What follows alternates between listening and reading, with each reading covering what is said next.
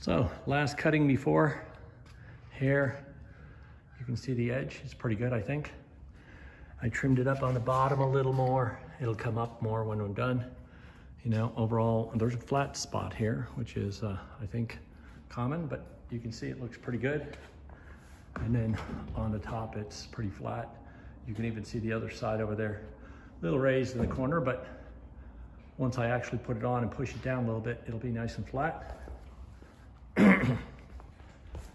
And on the co-pilot side, it's pushed out a little bit more, but actually it fits pretty good. And again, and you can see the other side is pretty flat. So next is the actual hinges. And once I get the hinges in, then I can sand it down. I did go see a group out in Lancaster, Flying Club, they had it. And they did have a gap in here. I don't have that gap yet. I'm not sure if that's supposed to be there or not, but it looked pretty clean. So my goal is to get this to sit in here nicely and be a nice finish, and anything that's not, I'll fair out. And once I get the hinge on and I'm pretty comfortable with it, then I'll take the doors off and epoxy them in. Oh, the other thing is now, of course, in this box here, I have my flaps. So I've got my flaps. So really, all the bits and pieces are pretty much here. Now it's a matter of getting this canopy top done, start working back on the back of it, like I said, moving forward, and really starting to close some of it up so I can run my wiring. You can see I've got it just bundled up back there, but then I can start running the wire from the back and be done with it.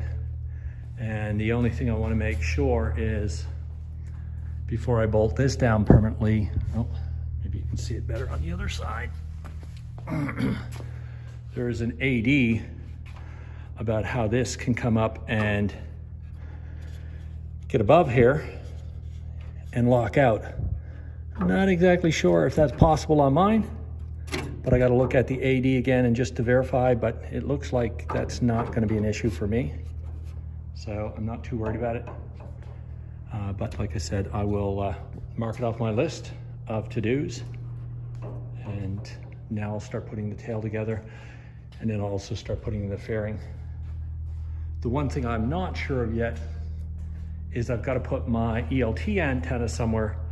And I've seen where some people mount the antenna here and have it go up inside of that little fairing.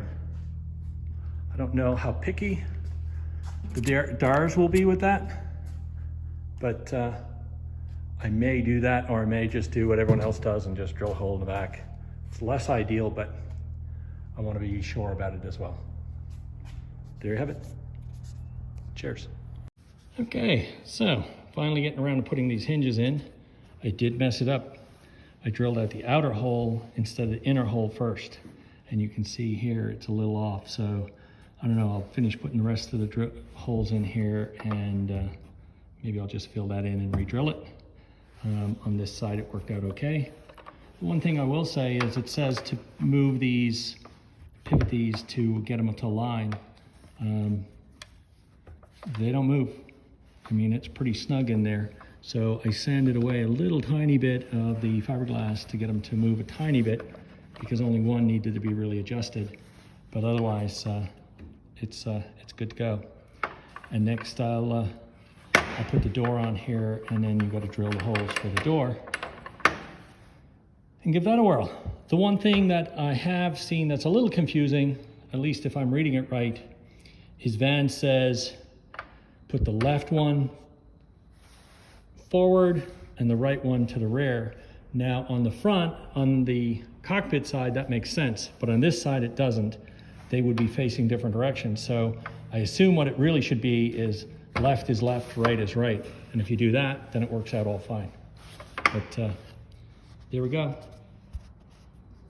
And oh, by the way, I did actually chop off, this is a normal bolt, and you just cut the end off, but it's pretty straightforward.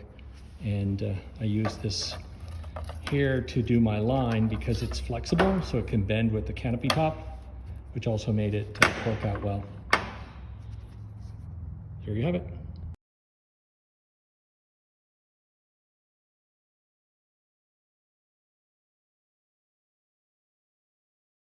Okay, so hinges on the door.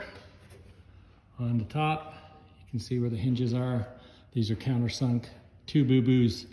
One, I didn't hold the end of the hinge up to the door. It dropped away, and when it did, it didn't drill a hole straight. So I'm gonna have to fill that and re-drill it. And then now that it's tightened down, at first it was good, but now that it's tightened down, you can see here, there's a gap. You can open it, but when you close it, there's a gap here. You can close it in pretty easy, it goes in. But I'm guessing that gap is because of this up here. You can see it's actually hitting. So I'm not sure yet. I've sanded this down quite a bit. I don't want to sand it down too much more, I don't think. The other option I have is I could shim the hinge, which is one of the things Van says if it sits a little low. So I may do that, and all it needs is just a little, maybe 1/32 or something shim, and it will fit fine. So, but yeah, that's the first go. I'll probably work on this a little more, shim it, see if that fixes the problem. It's kind of interesting. I'm not sure how it's going to work with the gasket up there, but you can see it's a pretty snug fit. It's already cut down to the line. So I think probably the best thing is to just shim it up just a hair. I actually went out and bought from Harbor Freight some of these little shims. So what I'll probably do is just kind of stick one of these in here and see if that's enough. But it sits pretty flush on the top. Like I said, now it's of course got to be cleaned up along the edges. And if you just push it down a little bit, just to close it, you'll see it's not too bad. So I'll finish that door off and then go to the other door. And you know, I wanted to do this side because I figured if I'm going to learn anything, I'd want to learn it on this side. The other thing I've noticed is the screws seem to be a little long. So I'm probably going to go order different screws for that. I don't think they need to be that long, and just get the right size. This is a little more sanding on the door. It's about as close as I'm going to get it for now. I'm going to take it off next, fill in the voids, fill in a couple of things that I have. It's still got some cleanup to do on the sides, but I'll gap that once I finish putting all the bolts in permanently. But it's a pretty good fit. I had to sand down this up here extensively, but I'm putting in the McMaster's seals anyway. So that's got to get cut away for the seal. But as you can see here, it's actually a pretty good fit. It can be sanded a little bit more, but I don't want to do that until I'm really ready to go with it. And you know, there'll be a little bit of fairing in here to get it fitted in, but overall, I'm pretty pleased with how it's fitting now. And of course, you know, the opening and closing of it. It's nice. So now on to the pilot side. I think I've learned a lot about how to do this. But yeah, like I said, I'll go and cut this back. And now that I know it, I can actually sand this piece back on the other side. It'll give me a little bit better access, but it's still not good. I mean, you're gonna angle it there no matter what you do. But you get the gist. And you see here, it's a little tiny bit, but like I said, I'll put it on and then I'll decide. A lot of people actually have a gap around the whole side of it. I haven't decided if I'm gonna do that yet. It's really gonna depend on how it looks once I do the final sanding of it. And then of course, because I'm putting the McMaster seals on it, the seal will go on here onto this piece, and therefore it's gonna push up against that. Well, this has gotta be filled in. So I'm gonna have to make a little panel to put in here to fill that void in so that the seal gets a complete tight seal all the way around. And then I've also heard, I'm seeing that on the bottom, you can see there's a gap down there. When you cut this off, it's gonna be too far away. So I gotta fill that in, I guess, so the seal is closer, and then it'll work out. But anyway, this is a pretty major milestone, and I'm pretty happy where I landed on it. A little bit of oohs and ahs and oopses. And now I can take it off, get the voids filled, but like I said, up next, pilot side.